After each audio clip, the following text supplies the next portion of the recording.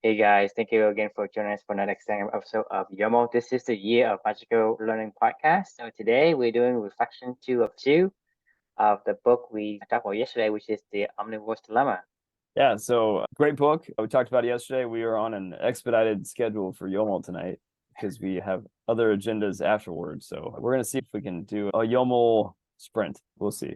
But anyway, You're gonna have to talk fast. right. I don't know if I can do this, but we'll see. So as we talked about yesterday, this is the Omnivore's Dilemma: A Natural Mhm, History of Four Meals by Michael Pollan.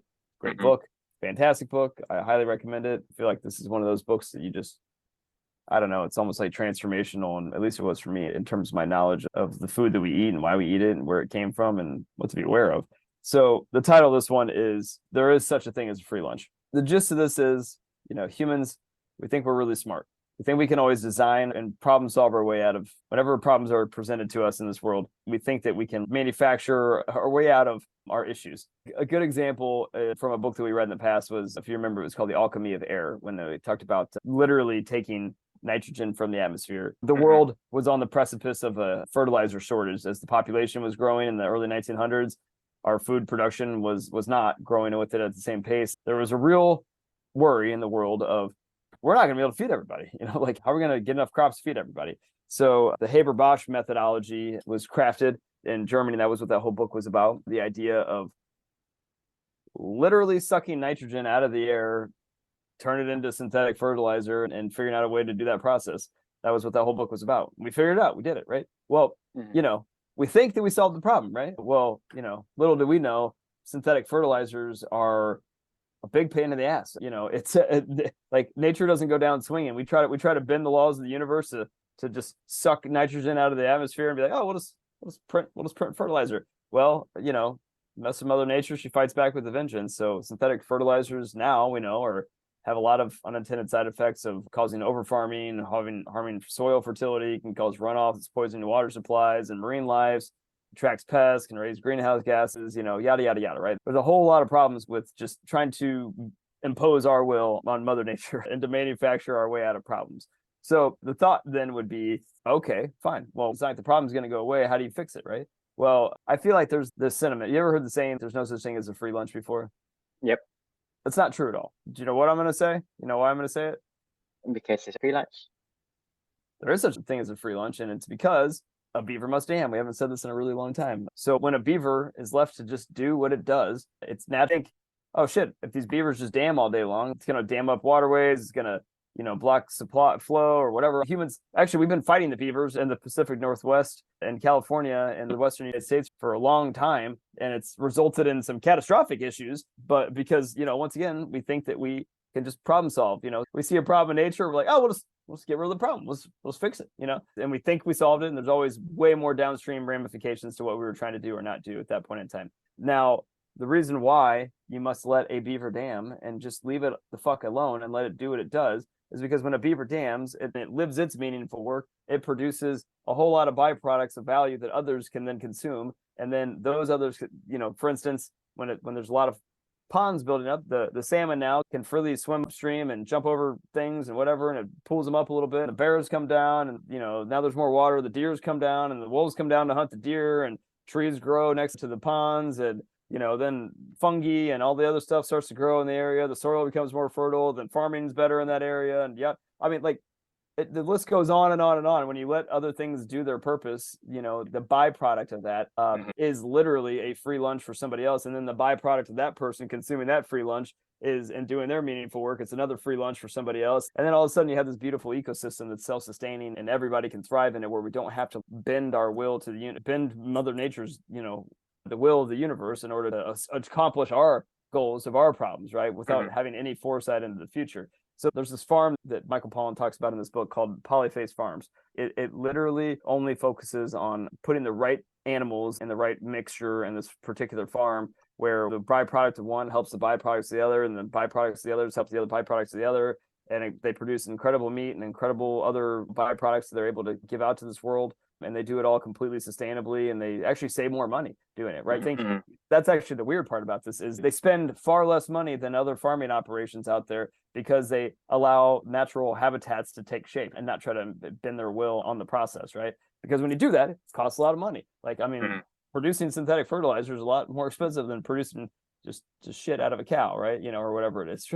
So anyway, long story short, like this was a great reminder for me, an important reminder for what we're trying to do at Clubany of get the fuck out of people's way, but then create the ecosystem where let them be themselves and let them do what they do, encourage that, foster that, help them to be the best that they can be, and then the byproduct of what they do well will be then consumed by others, and then help them to produce what they do well, and then, you know, yada yada yada, and the list goes on until there's a self-sustaining ecosystem where we can always depend on that. Because if you think about business world, what's the number one thing you have to, it's the first problem you have to solve. Almost everybody thinks of, well, if I'm going to start a business, Yeah, make money.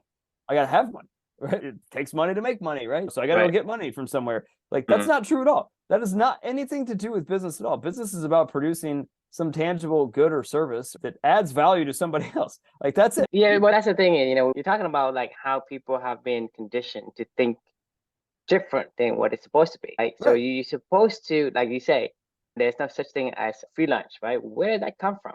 Probably people think they were freeloading off of other people's hard work, and they're like, don't come around me. Like, you know, I'd be like, come around me. And then the next question is, you know, who say you have to have money to make money? That's something that I think people have gotten self-delusion into thinking that, hey, this is the way to go, and this is what people told me to do. And to me, it's opposite of what it's supposed to be. You're supposed to be who you're supposed to be, not who you want to be. Right. Right. 100%. I mean, that's like making a beaver, you know, go hunt deer. They're like, I don't do that. What do you want me to do? I don't do that. I guess I can try to, maybe if I spent my whole life strategizing and problem solving on how to kill a deer, maybe I can. As a beaver to go hunt deer, it probably can't bring any value to the ecosystem. That means the ecosystem breaks. That means that no free lunch for anyone. Right. Exactly. It's a very, very intricate system that needs to be monitored, closely understood, but also not intervened with. This is the most important thing, is we always want to intervene. This is one of my biggest epiphanies. It's like the Superman complex of humanity. You know, when we see a problem, our first instinct is to act. There's a lot of good in that, but there's a ton of bad in that. About, you know, when you talk about when you trying to give Luke the antibiotic, right? Right. What was the principle that we talk about is, you know, when you give somebody, like, do no harm, remember? Because the thing is, when you give somebody something, right, what's the chances of you doing something good versus the chances of doing something bad, right? When you don't know, at least flip a don't coin. anything, right? I agree. You're gonna have to stay out. You can't intervene. Like, that's the thing with, you know, I don't want to ever speculate on this stuff, but you can observe and see. We don't know what would have happened if we didn't invent synthetic fertilizers. I was going to go back to that example, right? Like, we don't know what would happen. Like, who knows? Maybe we do hit this critical threshold where humanity isn't able to be supported by our own methodologies. I have a feeling that probably wouldn't have happened. It would not happen because we belong to an ecosystem. Right. So it's going to self-govern. It's not going to get to the point where, because the thing is, it's just like you and me. You and I get stuck in the well.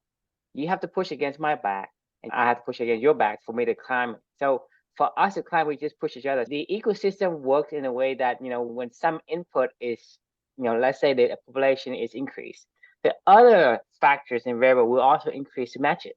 This is the way equilibrium works. Right. So in an ecosystem, it will always balance itself out as long as you leave it alone. You don't go in there and you mess it up, because if you go in there, it's like throwing a wrench into the gear. You have this giant machine that's moving and you throw a wrench in it. That's what you're doing when you're making fertilizer out of thin air, right? That's what you're doing. You are intervening. You're putting a wrench into the system. Right. And the system doesn't stop. It'll morph and it'll change and it'll figure out how to come back at you with the vengeance. You may not see it right now, but it'll eventually catch back up to you. I mean, like, you see this all over. Actually, one of the books that I read that we were going to do in the future, it's called The Sixth Extinction. It was about how humans are leading up to the sixth extinction. And whether that's true or not, like, I mean, like mass extinction event or whatever in the world that we've ever seen, whether that's true or not, it's kind of irrelevant in my opinion. But what was true, and what I do definitely believe from what they shared in this book, you know, pretty much everywhere that we go, we fuck shit up and destroy it. Like, I'm like, that's the commonality amongst the extinction events of so many animals, minus the whole dinosaur, you know, asteroid scenario. It's really been us. Like, you know, it's wherever we go, we just obliterate ecosystems. What I said before, the devil doesn't know he's a devil. Right. Because the thing is, the person that's trying to help you the most, he has good intentions. He just didn't know he's messing it up. Well, the thing is, yeah, politicians, they have good intent at first, and then eventually they get really like drawn into some whatever, I don't know, some kind of circuit that they just can't resist, right? Just like I told you, a kid is not bad or good. A kid is actually good, but then when he gets sucked into a gang, he becomes bad. He does bad things. Right. So if you are a good person and you want to go and make changes to law, you get sucked into this wheelhouse of politics. Well, you can't really survive doing the neo, like whatever moral things that is, it is anti-politicians. You just can't survive in it. You can either get thrown out or you have to be absorbed in, you go absorbed and you become one of them. And so you act and behave because eventually you get jaded by the acts, right? And so you say, well, it's okay. Just like I told you before, when you accept certain things, you say it's okay. What was it? Extreme radical or something like that, right? Remember? Radical candor. Radical candor, right? Yeah. It's like if you start taking some of these things and you push it, and then you layer it over with like some honey, and eventually, hey, it's okay, right? So this poison apple, if you glaze over honey, it's okay. So eventually, that's what you do is you jade people with certain coating of certain things, right? Right. And so that's what happened. But in what I see as the natural settings of things is, it's always been designed that way. Designed by no design. Right. Yeah. It's designed by that way, like because there's no design. Intelligently unintelligent, The design is no design, and the moment you modify, which is quote unquote design, because you are forethought, put your forethought into it, you are designing the undesigned. Right. It's like the anti of it, and then you basically go and create havoc. That means that means it doesn't matter how good intentions are. When you do something to a system that is self-sustaining, you will break it. Just like when we talk about they do no harm, meaning like the thing is, you don't know what you do will cause harm or cause good. When you don't know, you don't do anything. Like the butterfly effect or whatever, it's like you go back in time, don't touch anything, like because you don't know what one stupid thing you do and what'll happen in the future. Or really, like, two thoughts come to mind when you're saying this. First thought is maybe that is our purpose as a species, is to just fuck shit up. Maybe we are the but I don't ecosystem testers. I don't think that's what some dipshits got to break the rules to be able to so the rules can get stronger, right? Maybe we're the dipshits that have been sent here to break all the rules and fuck shit up, and we're just really good at it. I mean, things have always evolved just fine without us. So, like I say, to me, I think, and this is my personal opinion. I don't know about you guys, but my personal opinion is, I'm here on Earth to enjoy the experience of life.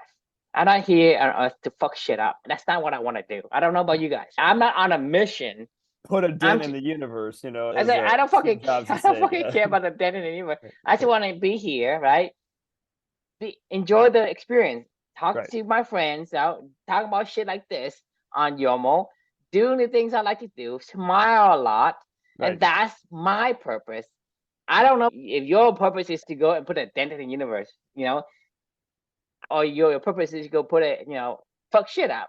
I don't know. I mean, I just find that hard to believe.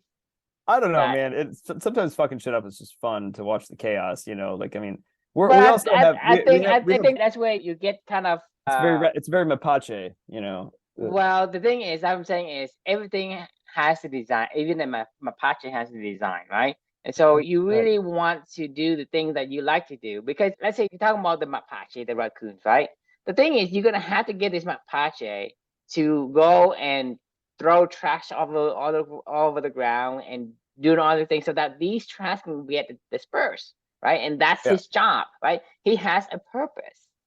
But for us to go, hey, I gotta fuck shit up, meaning you took it the wrong way, and there is always there is a design for what the action is how you see things. May say, well, what the fuck do we need beavers for? Let's get rid of them, right? And then when you get rid of them, then you see the impact on okay, oh shit, I didn't know that I needed to be beaver. I see what you're saying, and I think you make a really good point. And you made me think of Luca. Like Luca fucks shit up all day long, but he doesn't mean to. He's just doing what he does, right? Like now, if you intentionally say I'm going to fuck shit up, that's a problem because he is living his purpose, and that purpose is to be a chaos agent until he figures out what what isn't whatever his boundaries are, right? And then but like kids naturally are chaos agents, right? But that they're not doing it on Well, purpose. that's what you Like, label him as. right. Man, the thing is just we basically put a label on things. And so Right. it's your perspective that he's creating chaos, but isn't that chaos? Isn't that like order? Like I said, the design of no design. What does that mean? Because then I'm labeling something and it's hard to understand, but you and I understand what it means because we have deep level of discussion already on terms of the design of no design. Right. But you say, hey, when somebody fucks shit up or when someone creates a chaos agent, well, you're gonna need chaos agent, right? Chaos agent, that's what it does. It needs to create these variations. Without the variations, there's no movement. So it's like the at engine, a macro right? level, that's what we do. At a macro level, that's what you do. But the thing is, that's what I'm saying is humans, when you say chaos, it's imply a negative connotations, right? Right. We label something and we say, well, we stay away from it. That's why eventually over the generations, we have becoming like further away from the natural being. Just like we say, hey, there's no such thing as perpetual motion. In physics, they say perpetual motion, it is not possible, but it is possible everywhere I see. You're talking about you and I breathing oxygen, right? Where did that come from? I don't know. The fucking trees. Oh, all right. Well, right? There you go. And we bring you breathe out carbon dioxide. Well, who needs carbon dioxide? The fucking trees. Right. And so the thing is, that is perpetual motion. You're talking about the weather. The sun shines, right? It brings in, and it because the weather is perpetual motion, but you need I don't like from the I don't sun, like rain, blah blah so blah. let's block But it the out. thing is, but the thing is, you say, well, that's your understanding of the sun providing energy, but something else is providing energy for the sun. You don't know that, but I can tell you today, right? Because right now everything's saying, well, there's no such thing as perpetual motion in physics. That's the law, right? There's no such thing as perpetual motion, but according to what I see is on Earth in itself, it is perpetual motion, but the counter reasoning is that it needs power from the sun because you're talking about the tree needing the sun to grow and produce it. But that's what you think is the only thing that's going to provide the energy. But do you know that this is the only thing that provides energy to the sun, or the sun just self-sustaining? Or maybe the sun has other kind of variations that they can provide itself more suns, right? And so if you say, well, there's no such thing as perpetual motion and everything comes directly from the sun as the energy source, let me ask you, where did the sun come from? How did it come out to be? Is it a chicken and egg question, right? So the thing is, your reasoning, it's kind of sound in a way, but I can break it by saying, well, where did the sun come from? How did the sun create it? Where did it? We accept what we see. And then you go and you say, well, blah, blah, blah, the big bang things. And you said that, but I'm saying is, as a natural tendency of things, it has an ecosystem and it's perpetual. To me, naturally, everything is free lunch. So to me, the reflection today is seek free lunch. Yes. In the natural way. There's a free lunch in a not good way, meaning you go and you steal from somebody. And but the thing is, look for free lunch because that's the best optimal path for anyone, because your free lunch is actually giving out somebody else, because it's got passing forward kind of deal. Paying forward. Because the thing is, when you look for the free lunch, the free lunch that you have, just like when I take carbon, when I take oxygen from the tree, right? Naturally throw away the waste of CO2, and that are byproducts of what we naturally are supposed to do, whether that be meaningful work or other stuff in our life, is consumable by somebody else. That is the whole point. That's why it's a free lunch. Value. It is literally a free lunch. So you're talking about your trash is somebody else's treasure. You're in our case, this is what we're recording right now, and this conversation is a byproduct of reading some books, learning some stuff, writing some stuff down, figuring this shit out for ourselves. And then we are having a conversation, and this is value for us, but the byproduct of us just recording what we do and making it available to somebody else is they don't have to do anything. All they have to do is just go consume it, and they can go do whatever they want. It's a free lunch. Like, right. I mean, I guess we could put a paywall in front of it, but like, why? I mean, I don't care. If anything, only just ruin it for us. Like, you know, I mean, well, the thing is, you think about it, what do we need? What do we need? Just you and me and a topic. We need meaningful relationship. That's what I need, right? So I am providing this documentation for free. What I need is relationship. I need, because for me, like I say, my purpose, I want to share. That's what I want to do. My purpose that I found in life is I need to enjoy the life that I have. That is to find joy in the things that I do. And so the thing that I found that even though I'm an introvert, I seek relationship. I seek the connection between people. And that to me is valuable. And I don't want to lose it. That's why what I produce, it's gone, you're gonna consume it for free. And because when you consume it, you're gonna become what? Company-esque.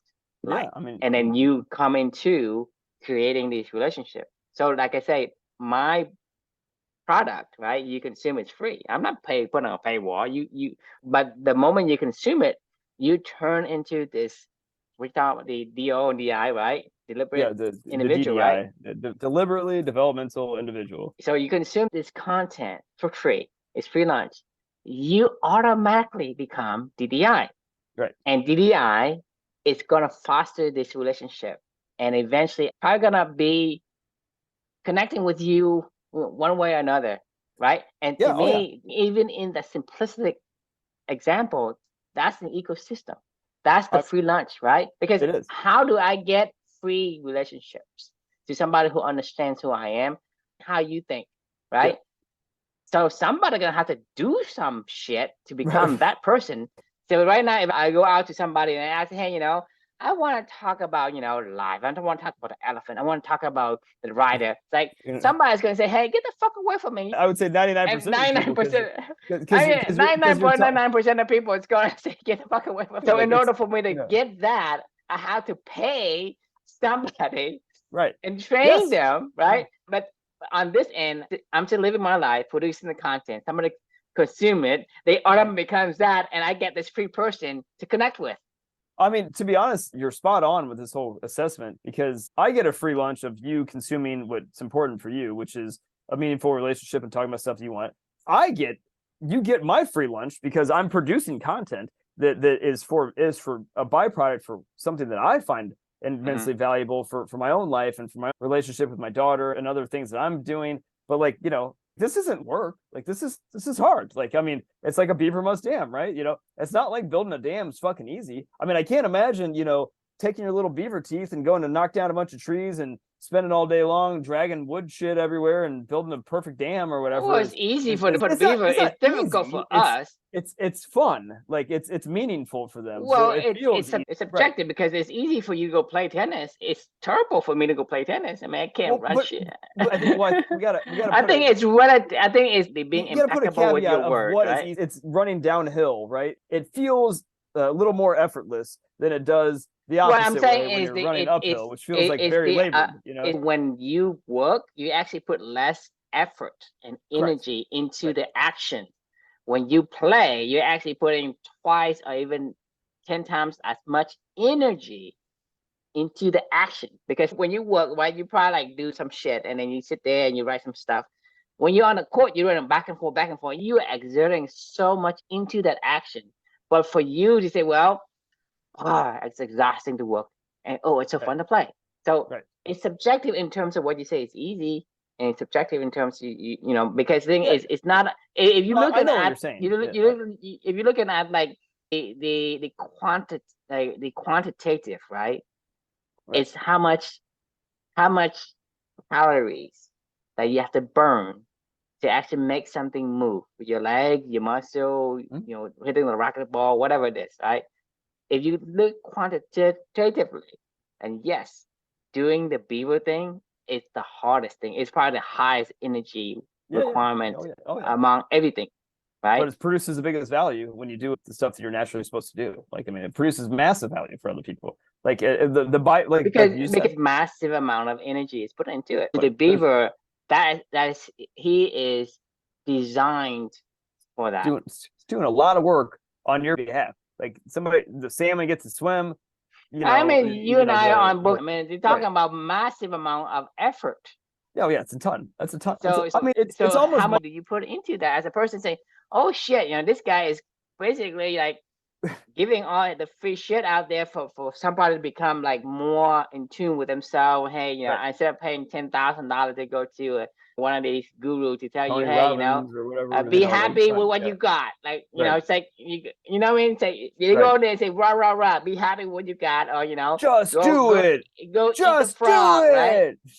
it. Go eat the frog, right? Do the thing people don't want to do, blah blah blah, right? No, it's not about the thing. The point is not to do something that people do. It's do things that you want to do. So that's. You ever see this? Yes.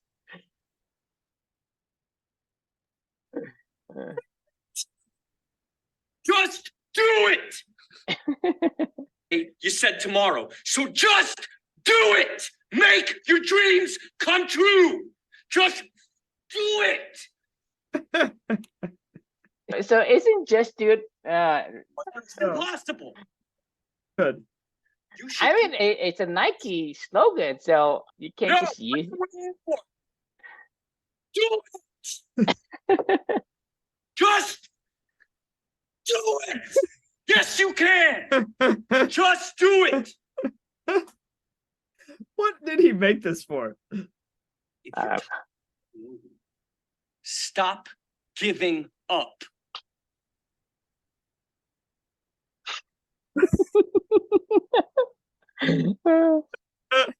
That's awesome. All right. What we're talking about.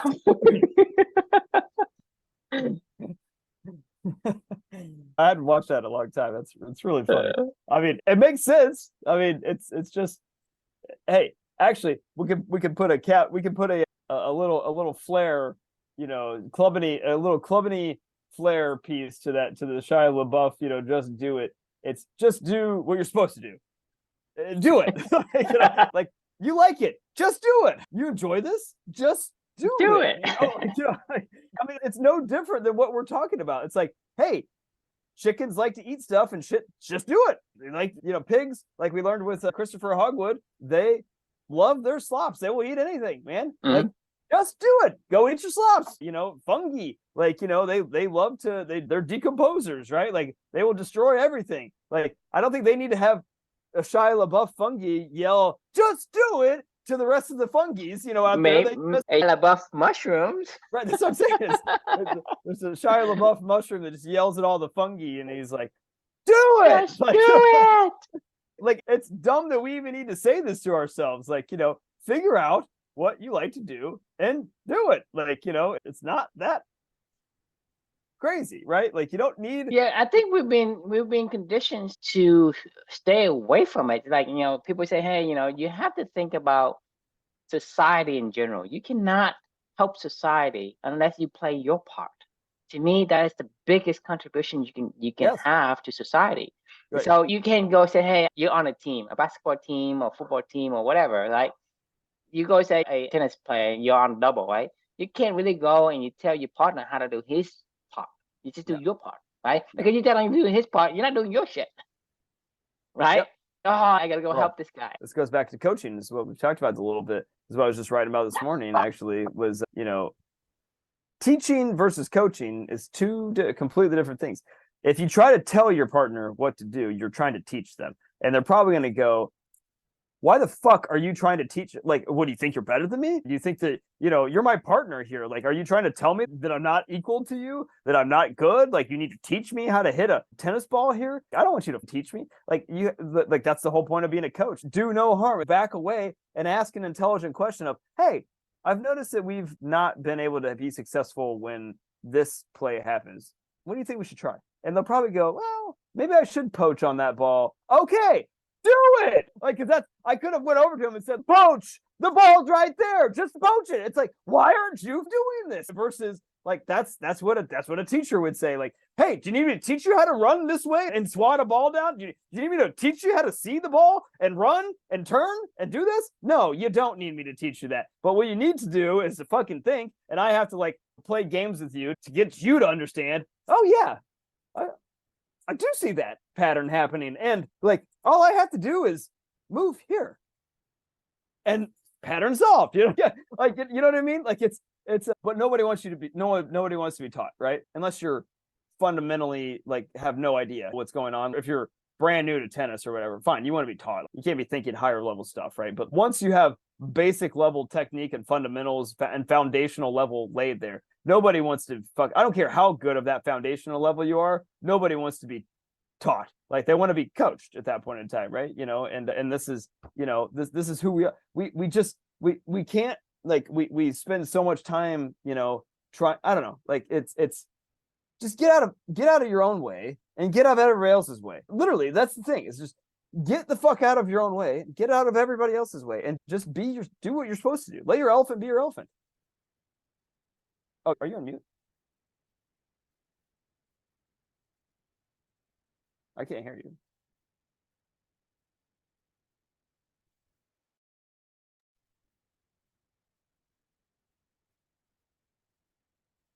I lost you. You hear me? Yeah, you're back. Okay. I'm saying that, you know, in most cases, we just shouldn't do anything. We just need Almost all cases. Almost all cases.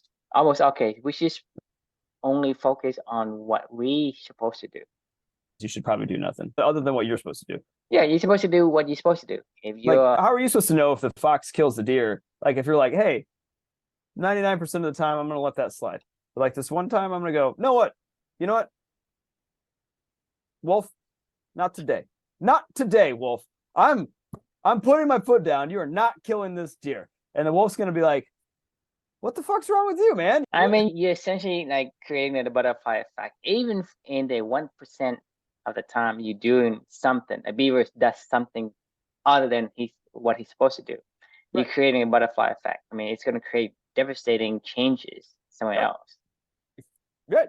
Like, who are you to interject onto somebody else's purpose? Like, this is the whole point of this whole conversation, is when you go outside of your bounds and interject on somebody else's purpose and somebody else's being, because you think that you understand what needs to happen. But that's like, the thing. How can you understand more than the other person who spend more time doing what they're naturally gifted at?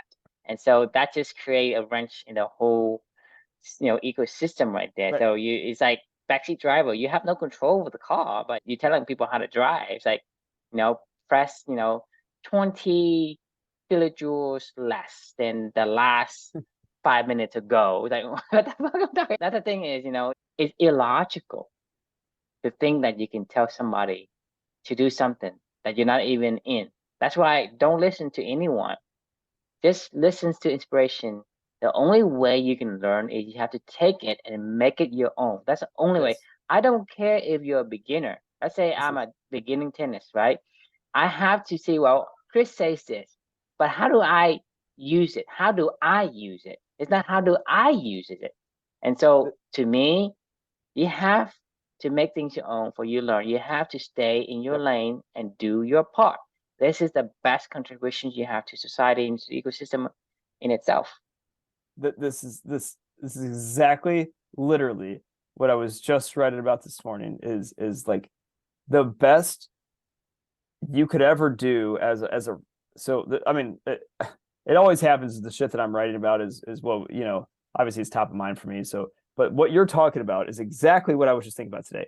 So like your writer really is a coach. Your writer can't even tell your elephant what to do. Like your writer can subliminally observe and ask questions and help your elephant to understand.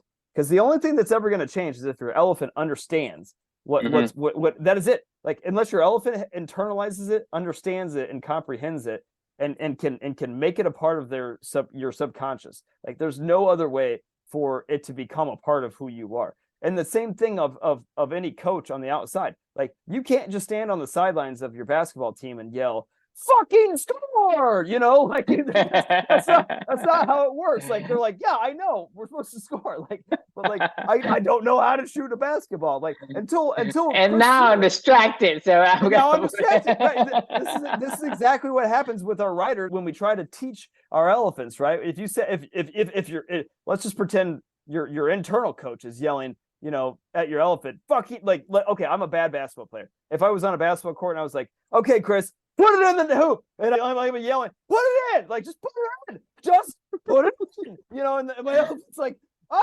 trying, I don't know how to do this yet. You could ask the elephant a better question is like, hey, I notice when we are, trying to shoot a basketball, it seems like we miss it to the left every single time. Exactly. And then what would you change about that? Well, I think it's because I'm actually a little off balance, and going to and moving this way as I'm shooting. So maybe if I just focus on keeping myself grounded and my feet on the floor and followed through or something, maybe that would change it. Okay, great, do that. That's what a coach does versus somebody else going, you fucking miss it again, fucking make it, shoot straight. Shoot it in the hole. You can't do that. That's not how it works, right? It's like Buff yelling at you, just do it. What do you mean, just do it? I don't know what my purpose is. You can't just yell at me to just do my purpose, Maybe you should ask, hey, any idea what your purpose is? No, I haven't really thought about that. What do you like to do? When you do something, how do you feel, right? It's not about, okay, what's your purpose? Do your purpose. Just do it. Oh my God, there's this chick on the Peloton. It drives me nuts. I've not ridden on my wife loves the Peloton, right? So she went during your wife like to get yelled at. So before the pandemic, my wife used to love to go to spin classes or whatever, right? And then obviously the pandemic came and we were in the hospital all the time. And anyway, we just made the decision to buy a Peloton so she could be able to exercise at home. She uses it all the time. She uses it almost probably every day, but I hate it. First off, it's not even riding a bike. I make fun of her. I'm like, what's the point of this thing? At least when you run on a treadmill, you're still running. It's still the same activity you would do outside. That's not the same activity. You're on a stationary bike. You're going nowhere. Anyway, it doesn't matter. This is my feelings aside of the Peloton. I used to ride it. I used to try to ride it once a week for my workout on Fridays, right? And I was like, I'll just push myself, change up my routine a little bit. I did this for 6 months straight. It was okay. I don't really enjoy it. I don't really like the workout at all. I don't like the feeling of it. I feel like my ass always hurts. But the worst part about it was every single time that I would get on this one particular chick, she would yell at me the entire time going, what's your why? What's your purpose? What's your why? What's your why? And I'm like, I just want to fucking exercise. That's why. I'm like, get the fuck out of here. Quit yelling at me about this. I'm like, I feel like I'm doing something wrong. Am I doing something wrong? Can I just pedal? Can I just fucking pedal, lady? It was like, Jesus Christ, quit yelling at me. So funny. That's not a joke. I would tell my wife every single time I'd get off and I'm like, who's that fucking chick? And she's like, oh, so-and-so. And she's like, I like her. And I'm like, oh. Yeah, different people have different purpose. Maybe people. Anyway, I don't even talk. But sorry, I totally derailed you on that. We're talking about people yelling at people, it's like. But we're talking about just doing your purpose, and a lot of times they're yelling at you, and you don't know what your purpose is. Like, what's your why? Well, I don't know. Is it applicable here? Right. Yeah, it's not. I just wanted to get a workout in and spend some time with my daughter and listen to some music while I'm trying to get into a flow state. You know what keeps me out of a flow state?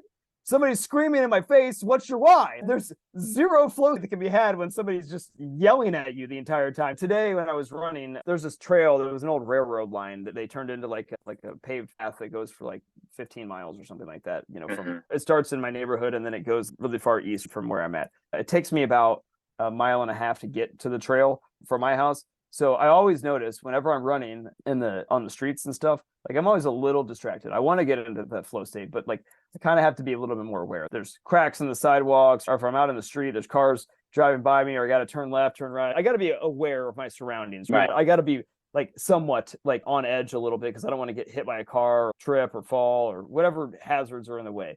But as soon as I hit this trail, it's every single time that I do it. It's it's just such a straight shot. It's just tree lined the entire way because it used to be an old railroad that would run through an area that was totally away from any inhabitants. So it's just this pure straight line, paved path, trees on the side.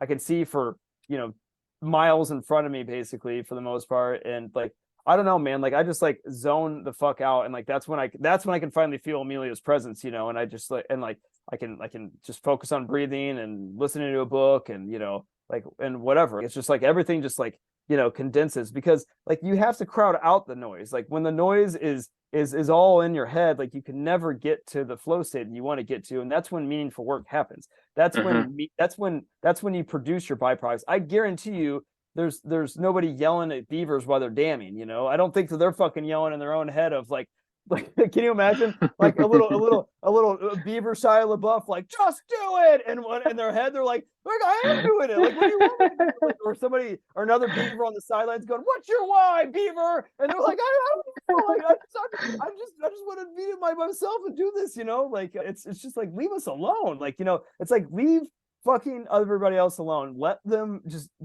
get into let their elephants be their elephants, and then the more that you can help people to do that, the more that they can produce their free lunch for other people. You just can't do that unless you let people get into a state where they can produce the free lunch. That's just why we want to go the other road now here, because that's essentially you let the nature take its course. Right. And the free lunch for me is always in nature, and as long as you don't intervene, you stay the F out, you will have free lunch, and that free lunch will feed the next thing, and the next thing will feed the next thing. So if you don't do free lunch, you're actually causing more harm than good. You think about it, it's counterintuitive to how we think today. We think today is like, hey, there's no such thing as free. And everybody knows that. Everybody knows there's no such thing as free lunch. But that is farthest from the truth. Because to me, it's massive value. Good. I mean, the beaver does this thing. It's massive value.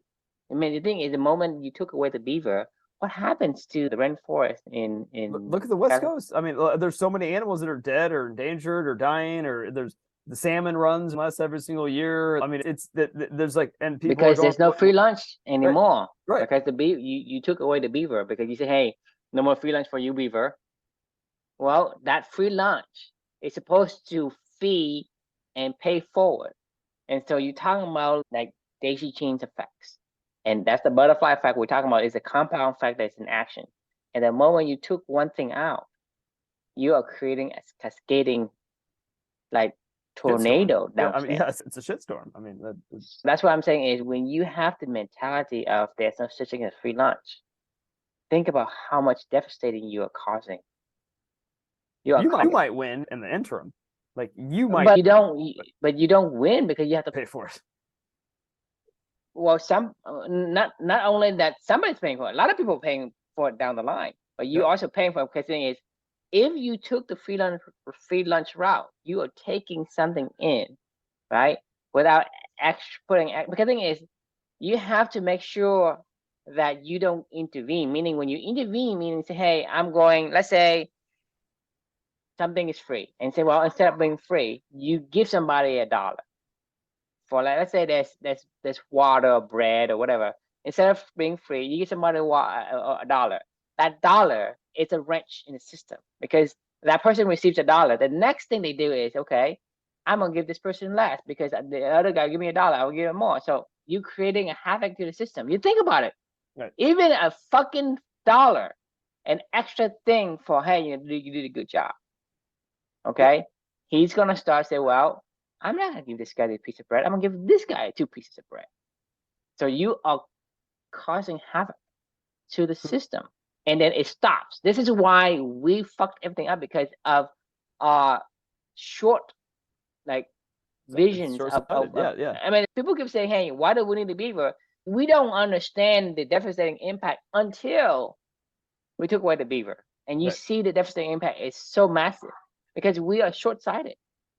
And that's the thing is, you cannot, like I say, do no harm. Meaning, if you don't understand the implications down the line into the 100th degree, don't do anything, because nature has its own ecosystem. It has its own course, and the best you can do is be a participant. Right. Don't go in there and trying to nut something, because I guarantee you, something like this, like in India and other third world countries, there's a lot of homeless kids.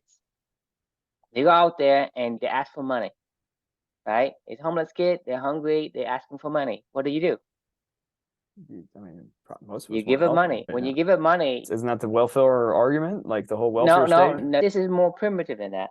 Oh, I know, but isn't that on the macro level, like what we try Yes, to do? it creates massive devastating impact, because the thing is, the kid you give money to, the bad adult who sees them, uses them. They go in there and they break their legs, break their arm, scoop out their eyes, and Oh my make God. him to. I'm seriously, and also Fuck. because you give money to this guy, because it makes money, they kidnap kids, and they do that. They scoop out the Jesus people's Christ. eye and break their legs, break their arms, and make them become this beggar for them. So when you Jesus give kids, Christ. not only that you are creating this system of bad deeds to continue, but you are creating this life for this kid. So for me, is I never ever give money to a kid. I will give him food, but I will never give money to a kid. Mm-hmm. Right? So you think about it, this is the primitive way. So, but you imagine a welfare system. Yes, you don't, because the thing is, we cannot think that far. When you say, "Hey, we create welfare system for people, for people, we're helping people." The thing is, the devil doesn't know he's a devil. When you give money to somebody, you think you're doing a good deed, but the thing is, you don't understand the impact down the line. You think it was a good deed, and it was a good intention, but it wasn't a good outcome. Right. So you think about what I say. Is that reasonable to you? Because to me, in my country and in India, you go watch a Slumdog Millionaire, right? It's the same thing. That's why in other countries, the kids usually get kidnapped. And now today it's getting worse, because the people who get kidnapped, right? There's even adults who get kidnapped because they kidnap for their organs, for their eyes, their spleen, the kidney. And people over here will actually pay. Like, let's say you go to a hospital and you need a kidney transplant, and you can't get in on the list, or the list too long. You go out to the other country and you buy these organs. Well, where do you get the organs from? So do you understand, like, a tiny deed that you do? Like I said, the butterfly effect. I mean, you think about the flap of a wing of a butterfly create a monsoon on the other side of the world. Right. So the butterfly effect, it is compounding so much. It is tremendous devastation. So you look at a welfare, you say, well, welfare is good. Is it? We don't know, because there's so much variable that goes into play. And so how you know that did you do something good? Yep. When everybody keeps saying, hey, you give a man a fish, he eats for a day. You teach a man a fish, he eats his whole life. So the thing is, you're not supposed to give him the fish. Right. Guide him. Don't tell him. Coach him. That's what I'm saying. What would you do? Right? I'm not giving you money, because that is just killing you. Basically, I'm putting end to who you are, who as a person. Because you, as a person, as a human being, I believe we are born with the faculty to do the things that we're supposed to do. You have the ability to do everything. You have the ability to be whatever it is that you need to be. It's just that you were somehow conditioned to think that you could not. And so instead of giving somebody a fish, giving somebody $1 or whatever, you ask them a question. Right? I have a theory on that one, though. Like, it's, if your rider is supposed to be the coach to your elephant, it's who coaches the coach, right? Ecosystem. Yeah, that's what I'm saying, though, is like, this is the fundamental important. Once you can teach your rider how to learn and be coachable, to then how to coach your elephant, right? Like, once that is a part of your being, like, then it's now sustainable, where, like, I know where my coaches, so these are our coaches, true, is Michael Pollan. Like, we're having a conversation right now, like, and then you and I are having a conversation, and that turns into my rider thinking about this and asking intelligent questions to my elephant, going, hey, like, everything comes down to relationship, because Michael Pollan is connecting with us through his books. Exactly. Right? We're talking about Anne Frank, right? It's and he didn't learn this on his own. And talking about you, right? You're connecting us through your writing, right? These are the relationship. This is how I was coached. Yes. Who's coaching me? It's not like you're the master, but you and I are on the same time. But it's your connections. It is your relationship with me that I'm able to learn, and you also able to learn. Right. So so the relationship is actually the coach, because it gives us the feedback. Like I said, you and I know well. I have to push against your shoulder, and you have to push against my shoulder for how to move up. Yep. This is reinforcing my own lessons that I've learned. I forget these all the time. Like I forget this shit all the time. At the end of this whole YOMO journey, I know we're gonna keep going, but let's just pretend it ended at 365. I would almost be like, can we just go redo this again? Do you remember all of the lessons along the way? Like I don't. No, It's you don't. triggers But every once that's in a what while, I'm but, saying like, is that right. there's certain so anything you do, the variable of time has to be included. Right. You cannot do anything in a short span. Okay, you need the time for it to sink in, and so Yes. you're gonna have to practice it. You have to practice and understand. I mean, we're talking Yep. about like the wonderful train, right? To me, I talking do about that every practice, day. man. Yeah. You have to put into practice. Yeah. This is living. Living is practicing your Yes. core values. Because you think about having core value. What's the point of having a core values? It means nothing unless you live in the core value, quote unquote, practice your core value. I mean, you're using it. You cannot have core values unless you're using it. Unless you're You doing think them. about Yeah, it. every You day. say, Right? hey, I mean, Chris, I have integrity, but then I don't use it. What happened? Do I have it or don't I have it? it's not a value. It's an idea. Even then, Yeah.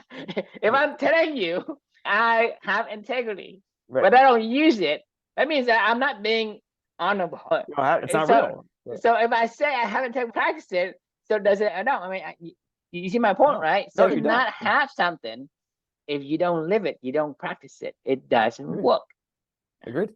right? Yeah, you never go compete, like, and then you're really just it's just sad, honestly. At that point in time, you're like, I want to be You're competitive. just a liar. Right. Hey, I'm this person, but I don't practice it, right? Well, that's don't tell me exactly- that because I can tell you you're not. So, all right, we are. That's why I laughed at you when you We're said we're officially gonna 10 minutes do. We'll talk about that in a second. You know all why right. I laughed at you when you said we're I gonna get know. it That's- out. yeah. You're 40 minutes over your cap. I know. All right. Question we can leave for everybody is: Are you thinking industrially or biologically? Like, so are you thinking of problem solving and trying to turn it into assembly line and like, you know, and like interjecting your way on the world, or are you thinking about a biological solution, which is just let things figure out how to be the more natural, and that's the solution, right? So anyway, something to think about, and have a good night. We'll see you next time.